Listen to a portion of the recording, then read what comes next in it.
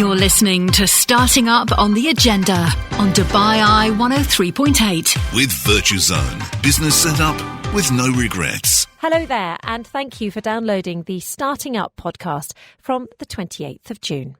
On the programme today, in our special segment for budding entrepreneurs and small business owners, we focused on funding for businesses run by women, because the latest research shows that female-led startups still get way less funding than male-led companies. We debated why that happens with Virtue's own CEO, George Hojage. He joined me live in the studio and we spoke to an amazing roster of inspiring guests, including the founder and CEO of kids shop Citron. That's Sarah Charmer, and she told us about the problems that she had setting up her business. We were also joined by Dr Saeeda Jaffar. Now, she's the Group Country Manager for the GCC at Visa. She explained how they're helping women get their first foot on the ladder. And our startup success story this week was another fabulous woman. Urit Mohammed is the founder of Boon Coffee, who now have 7 coffee shops in the UAE and provide specially roasted coffee to nearly all the top hotels. Plus, George answered all the questions that came through about setting up a business and being your own boss. You're listening to Starting Up on the Agenda on Dubai Eye 103.8 with Virtue Zone. Business set up with no regrets. It is time for our special segment for budding entrepreneurs and small business owners. I'm joined right now by Virtue's own CEO, George Hojage. Hello, George. Good morning. Good morning, Georgia. Always good to see you. A pleasure to have you in our studio. Obviously, the team at Virtue's Own, basically, in convincing me to start my own business, it is a trickle process, but I'm getting more enthusiastic about it. Do it.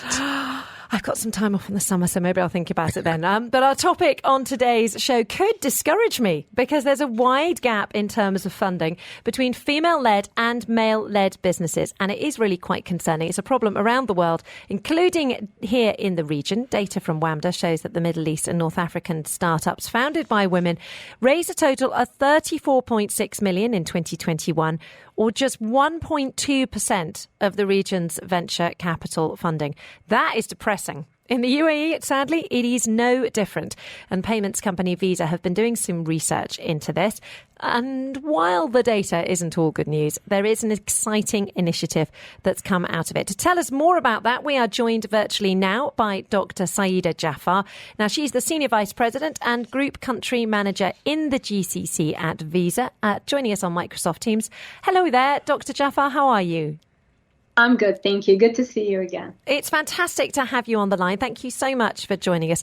Now, I know that George has got lots of questions for you, but before we just talk about the initiative, let's just talk about why you're doing this, because I know that you've just brought out a survey and it shows almost 9 out of 10 women surveyed in the UAE face challenges securing funding for their ventures, and more than 3 out of 4 are tapping into personal savings to start businesses. I imagine, is that not the case for men then?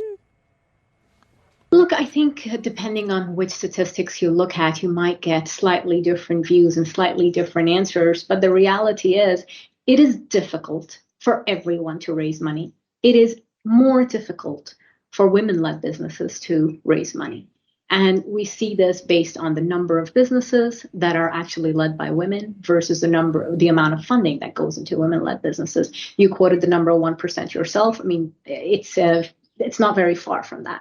So I think there is a challenge there. And our view is we want to make sure we provide as much as possible a level playing field. So there is broad access to anybody who chooses, and this is important, anybody who chooses to go ahead and do something about it. We have a very simple belief at Visa: economies that include everyone, uplift everyone.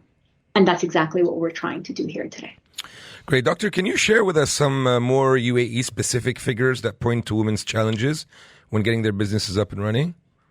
Sure, absolutely. So look, I'll give you a couple, right? So for example, 76% of women are using personal savings to start businesses. Now, again, I don't know what the specific one for men is, but I think the number will probably be high as well. But that's one big one. I think the other one that's important to know is roughly about 41% of women admit that a lot of gender stereotypes have negatively impacted their work and negatively impacted how they go about doing their business.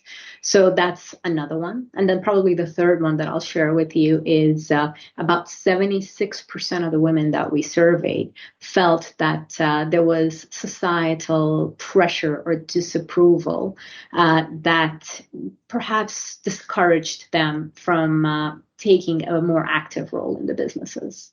So there is a lot of information out there. This is some of the, let's say, challenging statistics. On the other side, I think there are equally some positive and encouraging numbers out there as well, right? So for example, 51% of women entrepreneurs in the UAE would absolutely be happy to use a lot of the funding that comes that way into investing back into their business, and they feel encouraged that there is a path ahead. So yes, there's there's a lot of information and data out there that point to some of the challenges that women face in the businesses. Who can we blame for this, Doctor? Is this an angel investor challenge? Is this a banking challenge? Is it just that us as a society still think or have the stereotype that men are better businessmen than women? In my case, personally, I really don't have that bias. I mean, quite the contrary. We were actually talking about that Virtue Zone the other day. We had our head of operations, Sarah, was a woman, and she was fantastic. She since got married and returned to her home country, and we're trying by hook or by crook to try to find a female on the senior management, because diversity is important for us, and it's important to have these different points of views, these different emotions, and so on and so forth.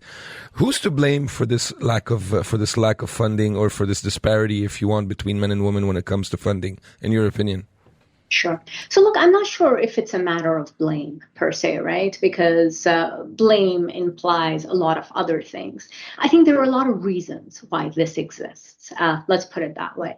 And I think there are reasons probably across the board. So I think probably from an entrepreneur's point of view as well, maybe a lot of women don't get the right level of coaching and training and encouragement from a very early on day to say, you know what, this is something you can do. This is something you can take seriously. This is not a hobby business. This is something that can become big if you choose to go down that way, right? And then from there, it's a matter of women believing in themselves and choosing. This is very important. Choosing to do exactly what they want to do. So that's on one hand from the entrepreneur side. But I think equally from the other side, there's an element of awareness, and there's an element of just knowing. So quite often, again, not because we choose to or we have bad intentions, but we become products of our environment and of what we see. And whatever we see is what we think is the reality.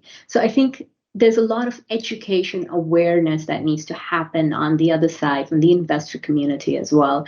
That needs where there needs to be good opportunities brought forward, a lot of networking opportunities to allow the mingling between the entrepreneurs as well as the investors. Again, to make a very clear case that there are lots of good opportunities out there to go forward with. Okay, so off the back of all your research, is Visa trying to do something about this gap at the moment?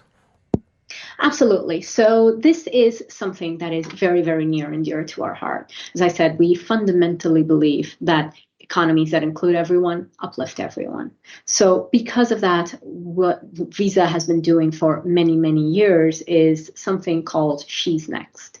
And She's Next is a global advocacy program that brings practical insights as well as tools and techniques to small businesses, including networking, mentoring, as well as funding opportunities.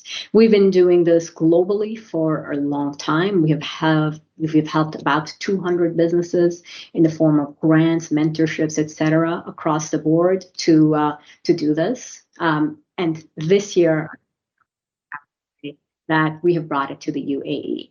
And in the UAE, we are working with some of our fantastic partners, with FAB, as well as with the Dubai Women's Council, on making sure that we work with women-owned businesses on a one-year program where we put them through a very rigorous cycle of coaching and mentoring that is provided by iFund Women, in addition to giving them funding grants, which they can then take and deploy into their businesses, as well as creating a lot of networking opportunities for them to be able to have the right access that they need to tap into the different environments. So absolutely, this is something we're doing, and it's something we're very, very proud of. If people want to apply, if women want to apply for the She's Next initiative, what should they do? Is there a specific website they should go to? Absolutely. What we'll do is we'll post it on all the social media links that I know you will be putting this on, and that what we will be putting on, or you can just Google it. You'll find it. It's very, very easy to do. It's very easy to apply. The application process opened up on June 20th, and it's going to run until July 20th. It's a very simple process. You can go in, share your ideas, and we'll go from there. Fantastic. Dr. Saeeda Jaffar, their Senior Vice President and Group Country Manager and in the GCC at Visa. You're listening to Starting Up on the Agenda on Dubai Eye 103.8. With Virtue Zone. Business set up with no regrets. Georgia Tolley here, and I'm still joined in the studio by George Hajjaj, who is the Virtue Zone CEO. And we are discussing the fact that investors are not pouring money into female-led enterprises. Let's just go back to Visa's statistics that we just heard. The majority of female founders here in the UAE say that funding is a challenge, and many of them end up using their personal savings to get their businesses off the ground. Nearly half say gender stereotypes have negatively affected their work as an entrepreneur. Right, let's see if any of these resonate with our guest who's joining us virtually on Microsoft Teams. Sarah Chalmer is the founder and CEO of Citron, which is a brand of lunchboxes and food jars. She started her business in 2018, and since then we have been spotting her products everywhere. In fact, Citron's gone on to dominate the lunchbox and back-to-school market of the GCC, selling over 500,000 products, winning awards, and now distributes to 27 countries across the globe. Sarah, thank you so much for joining us on the line. Lovely to see you, to meet you. Hi. Hi, thanks for having me today. Absolutely lovely to have you here. Now, you're a mum of 3, you had a corporate job, and then you had the idea to create Citron. Was there ever a time when you got frustrated with securing funding? So when my background is I used to run the VC fund of MBC. So I used to work a lot with entrepreneurs, and I knew how hard it was for entrepreneurs to raise funds, irrespective of male, female. So I was already aware of the difficulty in the region to raise funds. Now my difficulty was even higher because not only I'm not a tech entrepreneur, I'm a female non-tech entrepreneur. So that makes it much harder. When I was fundraising, I spoke to almost 100 VCs in the region, and all of them said, sorry, this is out of our scope. And only one ended up investing. So yeah, it is quite difficult. And it is true, Georgia. She brings a good point, Sarah, that if you're not tech today, it's very difficult to get funding. Most of the VCs that are out there are looking for tech companies or tech ideas that are easily scalable. This is where the valuations are. This is where the unicorns are. Where, I'm sure you've heard of that word unicorn. And if our listeners don't know what it is, it's $1 billion company, and it's a startup that gets on to be $1 billion company. You call that a unicorn. There's a lot of money available in the region, much more than there was a few years ago, was 5 or 10 years ago. A lot more VCs.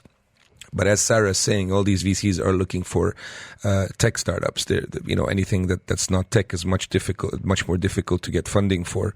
So it is what it is. That's where we are today in 2022. And as everybody or some people know as well, we're getting into a difficult phase now, both for startups and for VCs. A challenging phase, which is part of the normal economical cycle. So yeah, I think we'll see some interesting time ahead. But one thing is for sure, that it's the improvement between 5-10 years ago and now is just incredible when it comes to tech startups here. We as Virtue Zone are seeing so many startups set up out of here, and having Dubai as a base, because you got great infrastructure, you have great great talent here. Geographically speaking, you're very well positioned, and yeah, I mean it's a fantastic place to be at the moment if you're a tech company. But if you're not a tech company, it's a bit more difficult, as Sarah's saying, to get funding. Yeah, because Sarah, you actually wanted to have a real bricks and mortar store, but do you think it was partly the tech, or do you think there was also a sense of gender prejudice? Did people see you as a sort of sweet mumpreneur and take you less seriously and pat you on the head? Well, honestly speaking, I think that I am past this phase just because I have sat in with those investors in boards. I have co-invested with them. I think I have proven myself not to be just a pretty face, as we say. But it was a lot of discussion about saying that mompreneurs in general tend to do businesses that tend not to be scalable. They tend to be very conservative, and what investors want to see and what they want to hear is a liquidity element, meaning I'm going to invest today. In 5 years down the line, I want to make a 10-15x. And how this 10-15x will happen is only if you go and scale super fast. So it was always, I think, the tech was one part. And then the second part was the fact that I'm doing a business that is related to kids and babies. And that was very crowded market. And that I'm a mompreneur. In the back of their mind, they were always more risk and less openness to discussions and to learning how I could actually build a unicorn by being a mompreneur. Now, when you wanted to expand, you managed to get pre-Series A funding from Arzan VC, which is a Kuwaiti firm. You were the first non-tech female-founded brand within their portfolio. I mean, that must have been a massive milestone for you. How did you convince them that you were a viable business, a scalable business? Well, I think they have looked at our numbers, so they due diligence us quite a lot. They also assisted to a lot of calls and meetings with our retailers that were explaining how the brand has evolved and how much we can do more. They also believed that direct to consumer could be a good ally for us.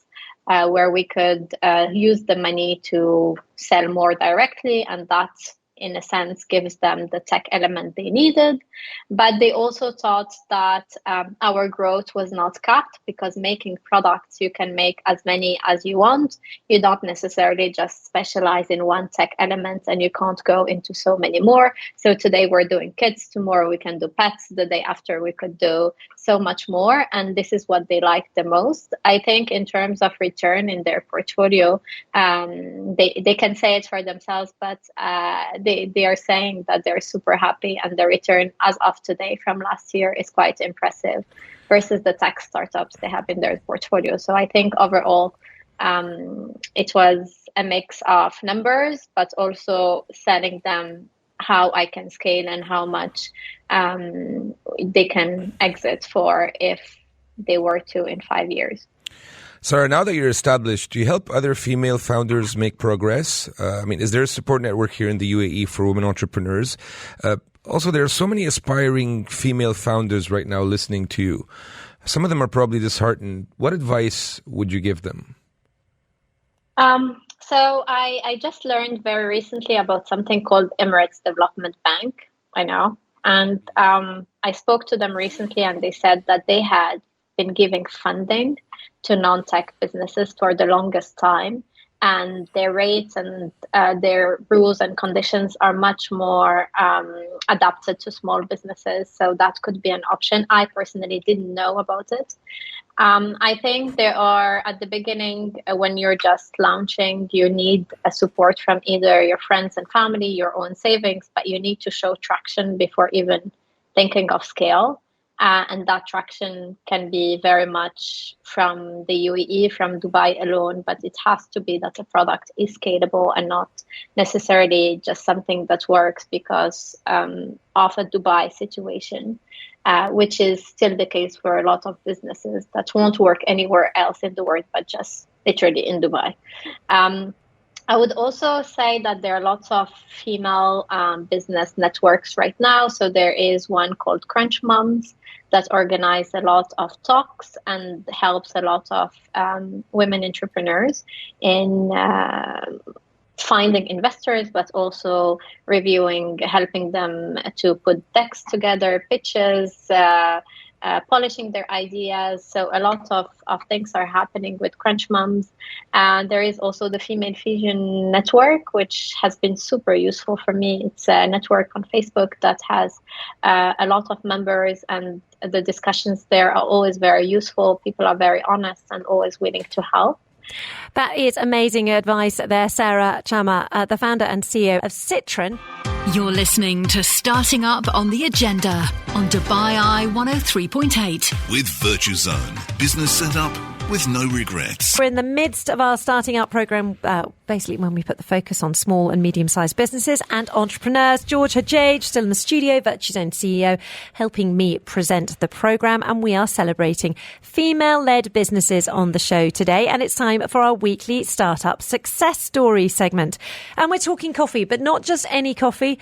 Quality coffee from its birthplace, Ethiopia. Because if you like your daily cup of joe, one of the people you have to thank for good coffee coming to the United Arab Emirates is Orit Mohammed, who joins us now in the studio. She is the founder of Boon Coffee, and she is, drumroll please, our startup success story. I have the sound effect of a drum roll on Orit. That's what you just heard. How are you, Orit? Thank you so much for joining us. Thank you. Thank you very much. Thank you for having me. Really lovely to have you here. So, Orit, tell us, how many businesses or how many coffee shops do you have now? Because you were just telling us off air and we were quite impressed, Georgia and I. We were. Well, we just opened, the last one is our seventh one just recently opened. So we have 7. But, we are actually a wholesale business. We are coffee roasters that supply coffee to a lot of the hotels and restaurants around in town, in Dubai. That's how. So how many hotels do you think that you supply, or do you know that you supply in Dubai? Well, some of the big ones I could tell you would be like Mandarin Oriental and Jumeirah. Wow, that's a good cup of coffee. They do it. They serve it really. They're really cool serving. They put a massive ice cube in it, and then it melts into the. I'm not sure, Georgia, that a purist would agree with you no. on that big ice cube in it. Orit's eyes were kind of rolling. I'm so sorry. Did I just wreck your coffee? No. I just wrecked your coffee. But you can also have it with gold sprinkles at the Emirates Palace. For example. I want gold sprinkles. From Emirates Palace also uses our coffee. Those are some of the hotels. And, in Greens, Onyx Towers, Zabil House also uses. So we have a few big brands that are using. That's fantastic, Orit. Now, listen, it's easy to talk about the success. It's easy to talk about it, I said. But I'm sure it was a hell of a ride to get here. Tell us how it all started. Where, when, where were you? What did you think when you said, you know what, I'm going to do this. I'm going to start dealing in coffee. So my story starts 9 years ago. I was actually a stay-home mom. But when I say that, people think I was just... watching TV all day. Yes, but I was actually, before I became a wife and stay-home mom in Dubai, I went to school, I studied public policy, and I did a master's in economics development. So I was thinking I would be working some kind of NGOs in the UN or something along that line. But got married, moved to Dubai, had 3 kids back to back, and that kept you busy for a few years. Yes, I know that feeling. But that gave me 5 years of gap. And when my youngest turned 3, I was thinking, what business can I do that wouldn't take so much time, which I was completely wrong about. So I wasn't necessarily thinking that it would be something big. But what I did realize in the 5 years I was hanging out in Dubai is that there wasn't really good coffee. Now, there was a few coffee, but what I realized is there wasn't coffee coming directly from sources, from farms. That I realized was the break. There was a lot of coffee coming from all over Europe or even as far away as Australia.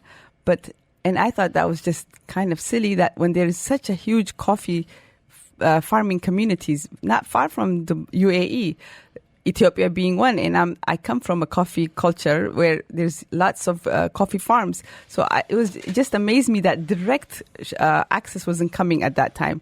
So that a vessel would only take about 7 days to arrive. So a new coffee crop could be here in 7 days. Instead, it's going to Europe or somewhere far and coming back. So, and is that if a coffee crop is fresh, it's actually better? Much better. I mean, I'm not a big connoisseur about coffee, so it maybe really tell us is. about You could taste the difference, and then of course locally there weren't that many roasters here. There were few, but there weren't that many roasters. So that's where I saw the gap. So I just wanted to bring some good coffee, and I wanted to tell people, look, coffee could be so different, and coffee could have so much different taste profile. So what did you start with? You started with a package? You started with a container? No, 500 kilos. 500 kilos to the house. I brought it by air. To the house? To the house, to green coffee. And I was trying to ask people to roast. I was going around roasters and asking them to roast. But then I realized that the roasting part is the most important part, and to have the control. So I thought, why not? So because I thought it was easy, because in Ethiopia we actually do roast with a pan. Well, of course, I realized home roast. Yes, yeah. I realized that's not what's going to be happening.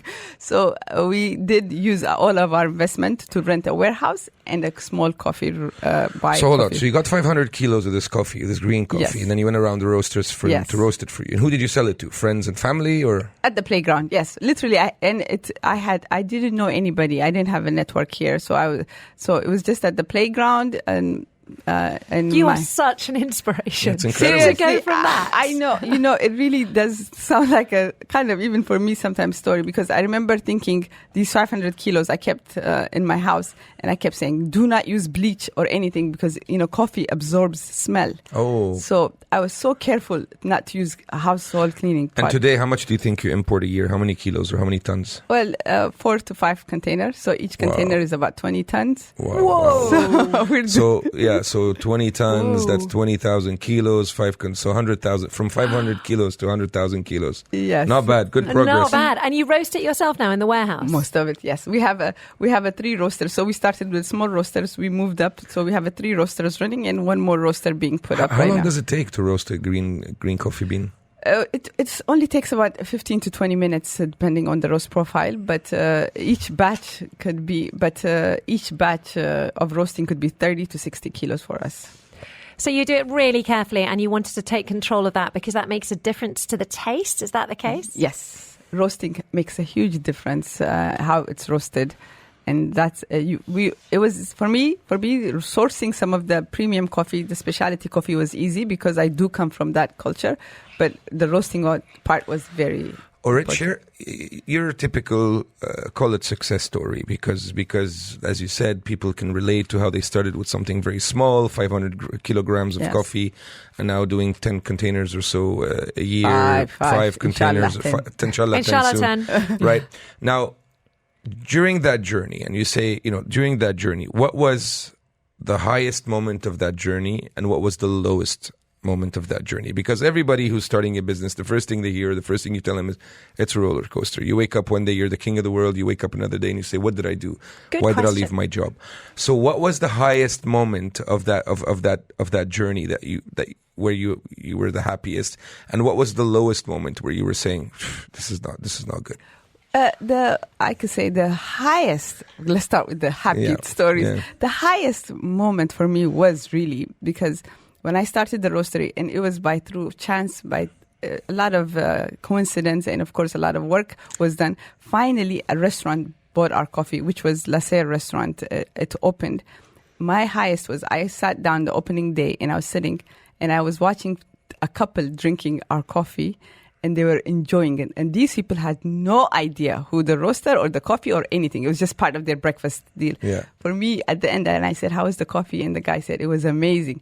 I was so super excited because I never thought, in my that kind of setting, that kind of restaurant would have our coffee. So then it made me believe that it's possible. Yeah. Really, that gave me the especially with an upmarket restaurant like La Serre. Yeah, so it was amazing for me. Like I could have screamed there, saying, "That's my coffee everywhere," but that was amazing. But the lowest was that, especially at the beginning, I had so many people turning me down. But you have to realize, I was taking a bag of coffee that I thought was super good and walking around Mall of the Emirates and asking the cafes, "Can you try? Can you take my coffee?" And of course, I had no clue that the hostess who's at the door had no power, so she would always say no. right? So I walked and I went to a lot of coffee shops, and a lot of coffee shops rejected. So I didn't think, we were selling the first year 20 kilos of coffee a month. So after using all our investment, and as my husband said, the first time I ordered the container of coffee, and you have to realize a container of coffee is about $100,000, and I'm selling 20 kilos. He said, is it the Dubai sun that's going to roast it for you? Who's going to drink it? Because I didn't see how we could ever. Are there some who rejected you and that called you and said, listen, we'd like to get some coffee from you? A lot of people, especially Really? at the beginning. Because specialty coffee 9 years ago wasn't that big. So when I used to go and say, oh, I have Ethiopian coffee, I'm doing this, a lot of people, what they would say is, let us know when you have an Italian coffee. And I knew Italian, there is no such thing as an Italian coffee, but Italian roast. But literally, the first thing I had to do is sell the whole country of Ethiopia to show them that this is. So now when people are saying, do you have Ethiopian coffee?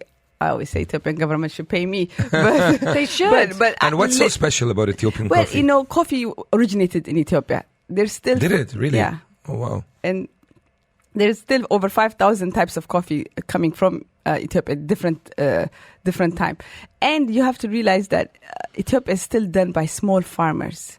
This is where farms are different taste, different profile. So why not Ethiopia? Why not to the birthplace of coffee? Oh, it is amazing to hear about your story and how you basically had to educate the public and the population first to the idea of Ethiopian coffee, which is ridiculous because that's where it started.